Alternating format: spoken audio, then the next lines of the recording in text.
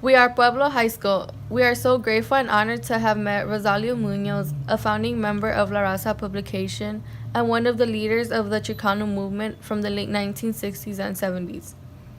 This documentary is about freedom, power, education, and history through the voice of Rosalio Muñoz. He taught us so much about the history of our community, but more importantly on how the walkouts and blowouts took place at Pueblo and Lincoln High School.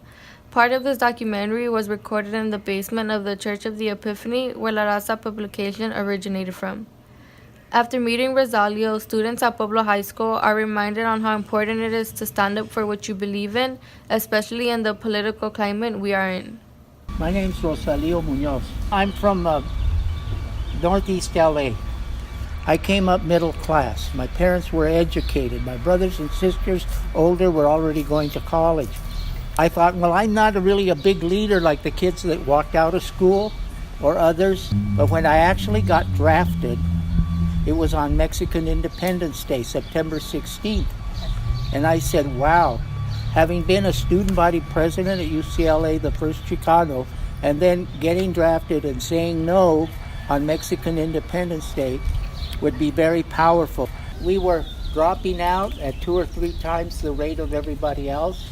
We were unemployed at 2 or 3 times others, and we were dying in Vietnam for 2 to 3 times more than the white population.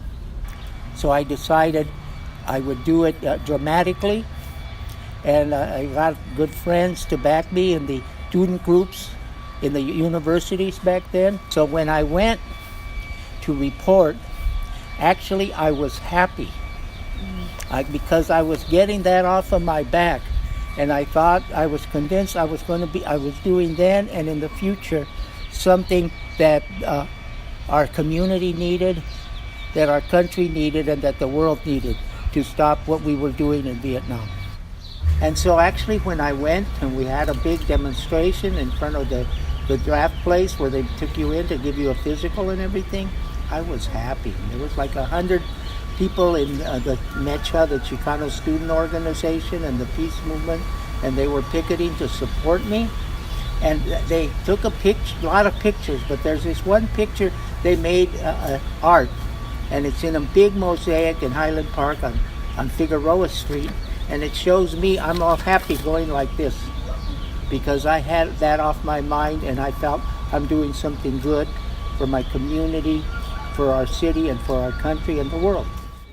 We have to look at the deep causes, and we have to be aware these things happen, and we have to be able to vote. I hope those of you who are going to be 18 before November, you can register and vote right now, and you will be able to vote in November, because that's an important time for us to be voting. And we have low voting rates. When we don't vote in the biggest as other communities, the mayor's going to look at it, the governor, and says, well, there's more votes over there than in Lincoln Heights. And then they'll say, well, where am I going to pay more attention? Those are kind of problems I see. We had those problems back then. We took some steps, but then they changed the rules. So we have to organize. Only when it's somebody that's affected, start speaking out and telling the truth.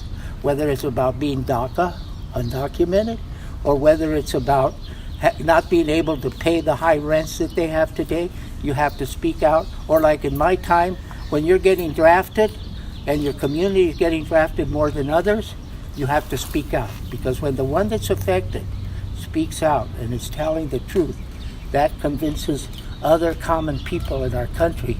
And then we all have to be together to make the changes that are needed.